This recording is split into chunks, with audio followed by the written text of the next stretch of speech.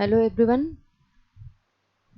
So we were discussing about memory interface, memory interfacing circuits actually. How to interface a memory chip with the with 8085 microprocessor. We were discussing about this topic. So in order to interface the memory chip with 8085 microprocessor, we have seen this example uh, in which 2732 EPROM has been interfaced with 8085 microprocessor. We have understood this example in the last session, and some conclusions can be made regarding memory interfacing. क्या क्या conclusion हो सकते हैं? Conclusion इस बात का कि what are the process or steps required to interface a memory chip with 8085 microprocessor. तो जो steps हैं वो steps ऐसे होंगे कि first of all connect the address lines of memory chip with the address lines of microprocessor. Okay, for example, in this 2732 EPROM, how many number of address lines are required to identify a register? So there are 12 address lines. A0 to A11 are required to identify a register. So these A0 to A11 address lines of the EPROM should be connected to the address lines A0 to A11 of 8085 microprocessor. Then in the next step, since there are 16 address lines in 8085 microprocessor, so what about the remaining address lines? The remaining address lines that are A12 to A15 can be used to can be used with the help of interfacing device such as decoder, which is used in this example to uh, to generate the signal to select the memory chip. तो यहाँ पे हम देख सकते हैं कि एक decoder का यूज किया गया है और इस डिकोडर को इनेबल करने के लिए A15 सिग्नल का यूज कर रहे हैं. इसमें actually there are 3 enable pins in this decoder. E1 bar, E2 bar are two active low pins. E1 bar is connected to A15. So this pin will be enabled when there will be low signal on A15 और E2 bar is ये भी active low signal है और ये ground से connected है. And what about E3? E3 जो है ये हाई सिग्नल से कनेक्टेड होगा since this is active high pin.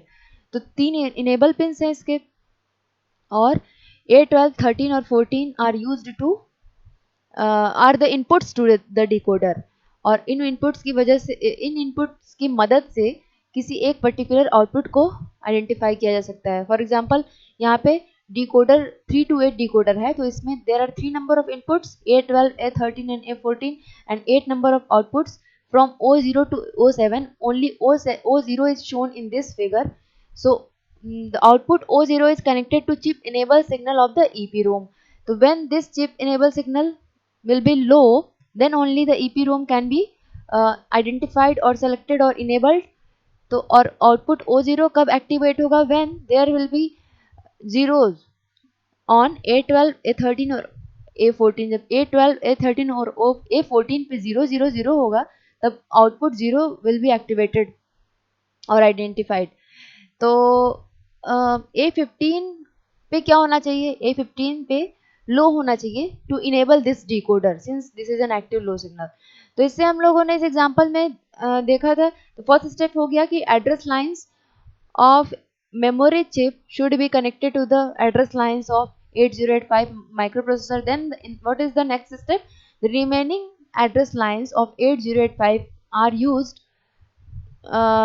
with the help of interfacing logic to select the memory chip with the help of chip select or chip enable signal. ठीक है. उसके बाद the microprocessor will generate the control signals and send it to the control pins of the EPROM. For example, in this interfacing circuit, IOM bar यहाँ पे हम देख सकते हैं IOM बार और रीड सिग्नल का यूज करके memory read control signal microprocessor के द्वारा जनरेट हुआ है and that memory read signal is connected here to the OE bar pin of the memory chip that is identical to the read pin actually. Okay, ठीक है, तो इस तरह से ये मेमोरी इंटरफेसिंग ईपी रोम 2732 का यहाँ पे कंप्लीट होता है. और one register in this EPROM can store 8 bits, so 8 number of data bus 8 number of data lines or output lines are used. और इसमें this is EPROM, so there is only read operation can be performed, इसलिए यहाँ पे write control signal की requirement नहीं है.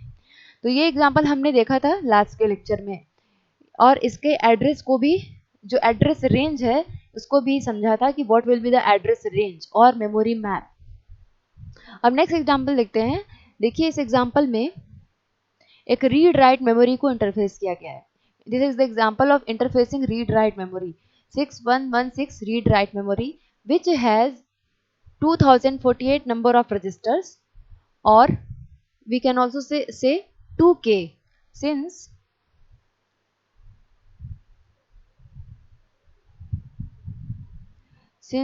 1k equal to 1024 number of registers, so 2k equal to 2048 number of registers. So we can also say that this memory chip contains 2k number of registers or 2048 number of locations or registers, and one location can store 8 bit. This is indicated by this 8. So this much number of registers, and each register can store 8 bit. Okay, so what is the first step in interfacing, in memory interfacing? First of all, we should identify the number of address lines which are required to interface this memory chip with 8085 microprocessor. So how many number of lines are required? We can easily calculate with the help of this formula, 2 to the power small n equal to capital N, where capital N is the number of registers or number of memory locations, okay, and small n is the number of address lines. तो इस फॉर्मूले में अगर हम capital n की जगह 2048 रखें, तो we can calculate the small n, that is number of address lines, which will be equal to 11. तो 11 number of address lines are required to identify 2048 number of registers. That is represented here by A0 to A10. These are total 11 number of address lines. तो पहला step ये हो गया कि इन 11 number of address lines को 8085 micro processor के जो लो order address lines है उनके साथ कनेक्ट करना है. तो these are connected to the address lines of microprocessor. Then microprocessor has remaining address lines from A11 to A15. तो A11 to A15, the remaining address lines of the microprocessor are used to select the chip with the help of interfacing circuit. यहाँ पे interfacing circuit में decoder का use किया गया है.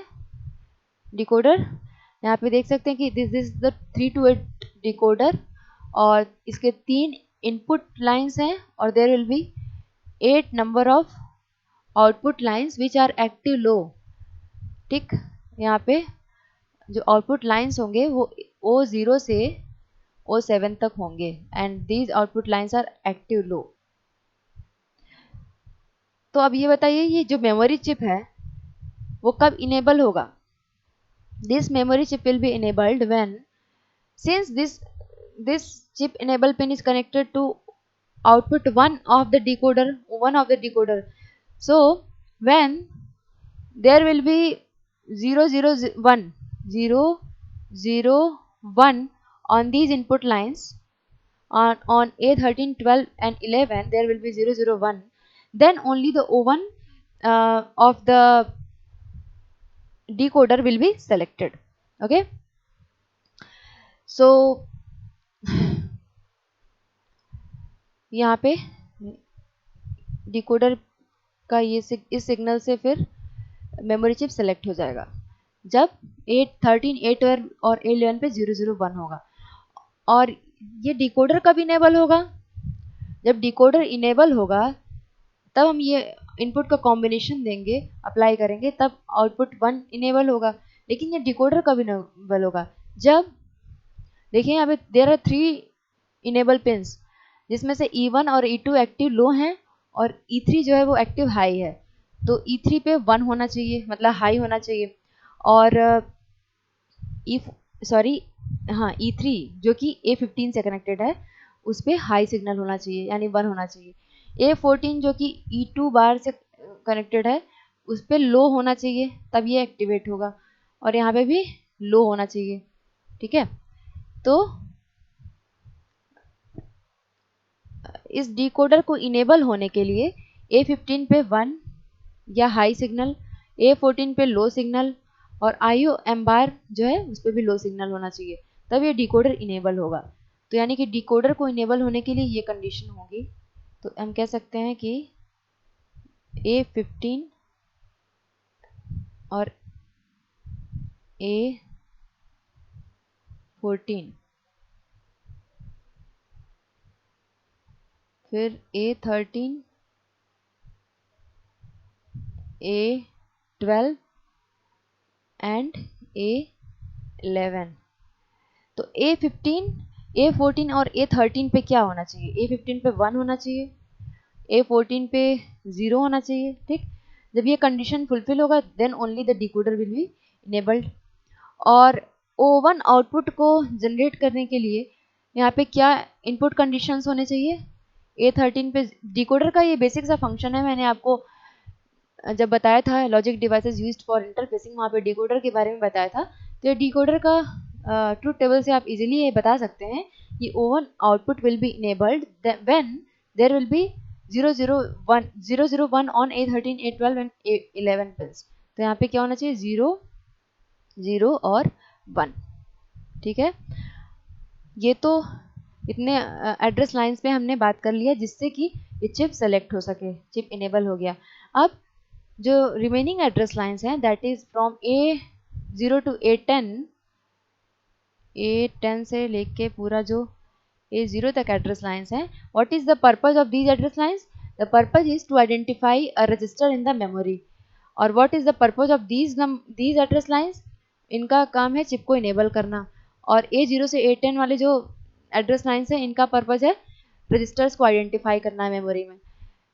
तो इन पर मैक्सिमम से पहले अगर मिनिमम हम लोकेशन की मिनिमम वैल्यूज की बात करें तो A0 से A10 पे 00000 से लेकर मैक्सिमम की बात करें तो मैक्सिमम 1111 तक वैल्यूज हो सकती हैं। The values on A0 to A10 can have any values in between from all zeros to all ones। क्योंकि किसी भी नंबर को हम आइडेंटिफाई कर सके इसके लिए इनमें से कोई भी कॉम्बिनेशन हो ताकि हम किसी भी नंबर को आइडेंटिफाई कर सकें। तो इस तरह से हम रेंज को कैलकुलेट करेंगे, मेमोरी एड्रेस के रेंज को। और अगर हम बात करें चिप सेलेक्ट लॉजिक की जो कि A11 से A15 तक है उसमें सेम वैल्यू रहेगा, तभी चिप इनेबल होगा। Because the hardware logic is same so these values should also be same. Then अगर हम इसको हेक्साडेसिमल नंबर सिस्टम में लिखें तो ये क्या होगा? 8 हो जाएगा। फिर यहाँ पे 1 0 और यहाँ पे भी आगे 0 0 ही है तो क्या हो जाएगा? 8 हो जाएगा। सो इसका वैल्यू जो हेक्साडेसिमल में क्या होगा? 8 8 0 0 H। H is representing the hexadecimal number system. और अगर मैक्सिमम वैल्यू की बात करें तो 8 और क्या होगा? ये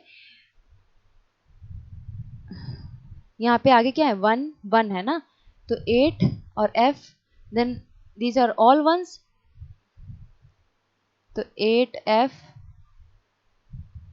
F F H। तो ये जो मेमोरी मैप हुआ, जो पूरा एड्रेस रेंज हुआ इस मेमोरी चिप के लिए, what will be the address range from 8800H to 8FFFH। तो इस तरह से हम लोग इंटरफेसिंग, मेमोरी इंटरफेसिंग को समझ सकते हैं। तो अब नेक्स्ट टॉपिक की तरफ चलते हैं। तो नेक्स्ट टॉपिक में हम लोग पढ़ेंगे कि how to interface the input output devices. तो देखिए उसके लिए अच्छा, इनपुट आउटपुट डिवाइसेस के बारे में हम लोग ऑलरेडी डिस्कस कर चुके हैं। अब इसमें ये पढ़ेंगे कि उनको इंटरफेस कैसे करना है। तो आईओ डिवाइसेस को इंटरफेस कैसे करना है ये इस बात पर डिपेंड करता है कि किस तरह के इंस्ट्रक्शंस यूज किए जा रहे हैं, किस तरह के इंस्ट्रक्शंस यूज किए जा रहे हैं इस पर डिपेंड करता है कि इंटरफेसिंग जो डिज़ाइन होगा वो कैसा होगा। तो हमने बात किया था कि दो तरह से आईओ डिवाइसेस को इंटरफेस किया जा सकता है या डेटा का ट्रांसफ़र किया जा सकता है। इसमें से एक हमने पढ़ा था पेरिफेरल मैप्ड आईओ और दूसरा memory mapped IO. Peripheral mapped IO को अगर हम रिकॉल करें, इन दोनों टॉपिक्स को अगर रिकॉल करें, तो पेरिफेरल मैप्ड आईओ में क्या था कि only the 8 number of address lines are used और कौन कौन से इंस्ट्रक्शंस यूज होते हैं, इन और आउट इंस्ट्रक्शंस यूज होते हैं डेटा ट्रांसफ़र के लिए, ठीक है। और मेमोरी मैप्ड आईओ को अगर रिकॉल करें तो मेमोरी मैप्ड आईओ में कितने number of address lines use हो रहे थे, 16 address lines were used in the memory mapped IO method. और उसमें जो इंस्ट्रक्शंस यूज हो रहे थे डेटा ट्रांसफ़र में, वो जो इंस्ट्रक्शंस मेमोरी से डेटा ट्रांसफ़र में यूज होंगे वही same instructions will be used in the memory mapped IO. तो ये डिफरेंसेस हमने पढ़े थे, ठीक है। अब यहाँ देखिए दोनों में जो प्रोसेस है, डेटा ट्रांसफ़र का प्रोसेस है, दैट प्रोसेस इज सेम, ठीक है, वो प्रोसेस तो सेम है। तो इसलिए हम किसी भी अगर एक मेथड को समझते हैं तो प्रोसेस विल बी सेम। तो we are going to start with the peripheral IO instructions. इसमें हम देखेंगे कि बेसिकली हम पेरिफेरल मैप्ड आईओ की बात कर रहे हैं। तो पेरिफेरल मैप्ड आईओ से अगर इंटरफेसिंग करते हैं उस मेथड से, तो डेटा का ट्रांसफ़र कैसे होगा ये देखेंगे। तो पेरिफेरल मैप्ड आईओ में हम जानते हैं कि जो कितने number of address lines will be used, 8 number of address lines will be used. और इंस्ट्रक्शंस कौन से यूज होंगे, इन इंस्ट्रक्शन और आउट इंस्ट्रक्शन। तो पहले तो हम इन दो इंस्ट्रक्शंस के बारे में देख लें कि there are 2 instructions used in this peripheral mapped IO technique. तो पहला इंस्ट्रक्शन हो गया इन। ये इंस्ट्रक्शन का फॉर्मेट है in 8 bit port address. For example in 05H, यहाँ पे 05 कितने बिट का है, this is in hexadecimal number. इसको बाइनरी में रिप्रेजेंट करेंगे तो बाइनरी में कितने बिट का होगा, 8 बिट का होगा, 0101, ठीक है। तो इसका जो फॉर्मेट है इन 8 बिट पोर्ट एड्रेस। अब देखिए ये जो है वो 2 बाइट का इंस्ट्रक्शन है। This is the first point that in 8 bit port address is of 2 byte length. मतलब ये हुआ कि मेमोरी में जब इसको स्टोर किया जाएगा तो मेमोरी में ये स्टोर होने में 2 बाइट का लोकेशन लेगा, ठीक है। तो ये 2 बाइट का इंस्ट्रक्शन हो गया जिसका हेक्साडेसिमल ऑपकोड जो है, opcode means actually there are 2 parts of an instruction. First part is opcode and second part is operand. तो ऑपकोड ये बताता है कि किस तरह का ऑपरेशन परफॉर्म करना है, ऑपरेंड ये बताता है कि डेटा कौन सी है, कौन सी डेटा पर ऑपरेशन परफॉर्म करना है। तो अगर हम इस इंस्ट्रक्शन की बात करें जो मैंने अभी एग्जांपल में आपको बताया है, तो जब इसको मेमोरी में स्टोर करेंगे तो हेक्साडेसिमल फॉर्म में जो इसका ऑपकोड है वो डीबी है, तो इसको लिखेंगे डीबी। और कैसे स्टोर होगा, फर्स्ट बाइट में डीबी होगा और सेकेंड बाइट में ये जो एड्रेस, ये जो 05 डेट ये है ये स्टोर होगा। तो इस तरह से मेमोरी में 2 लोकेशंस लेगा, ठीक है। अब इसका काम क्या है, इन 8 बिट पोर्ट एड्रेस, इसका what is the purpose of this instruction. तो the purpose of this instruction is, this instruction reads और transfer data from the input device and places in the accumulator। Data को input device से read करता है या transfer करता है और कहाँ पे स्टोर करता है, एक्यूमुलेटर में। ये काम हो गया इसका इन 8 बिट पोर्ट एड्रेस का। This is the purpose of instruction in 8 bit port address. अब अगर आउट 8 बिट पोर्ट एड्रेस की बात करें तो this is also a 2 byte instruction. For example, इसका एग्जाम्पल ले लिया जाए अगर आउट आउट 30H अगर मान लेते हैं, ठीक है। तो इसका जो है, इसका जो ऑप कोड है, ऑप कोड इसका है D3 और इसमें एग्जांपल में इसमें 8 बिट पोर्ट एड्रेस कितना है 30। तो मेमोरी में it will also take 2 bytes to store, ठीक है। अच्छा, पोर्ट एड्रेस का मतलब ये हुआ उस उस आउटपुट डिवाइस का एड्रेस की बात हो रही है, जिस जहां से डेटा, मतलब जहां वो आउटपुट डिवाइस जिस जिसके भी जिसमें मींस कि माइक्रो प्रोसेसर और जिस आउटपुट डिवाइस के बीच में डेटा का ट्रांसफर होना है, उस आउटपुट डिवाइस के पोर्ट एड्रेस की बात हो रही है। तो this 30H is representing the port address of that output device. और यहाँ पे इनपुट डिवाइस वाले में जो था, this 05H is representing the port address of input device from which the data is to be read, okay। तो out 8 bit port address में ये this is of 2 byte length और हेक्साडेसिमल ऑफ कोड इसका D3 है। और इसका purpose क्या है, this instruction transfers data from accumulator to the output device. This instruction transfers data from accumulator to the output device, ठीक है।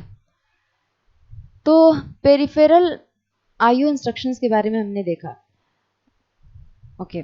तो इंटरफेसिंग को समझने के लिए पहले तो ये समझना जरूरी है कि किस किस तरह से दो मेथड्स में दो मेथड्स हो सकते हैं IO डेटा ट्रांसफर के। एक तो हो गया पेरिफेरल मैप्ड IO, दूसरा मेमोरी मैप्ड IO। तो अभी हम बात कर रहे हैं पेरिफेरल मैप्ड IO की, जिसमें दो तरह के इंस्ट्रक्शंस यूज किए जा सकते हैं, इन 8 बिट पोर्ट एड्रेस और आउट 8 बिट पोर्ट एड्रेस, ठीक है।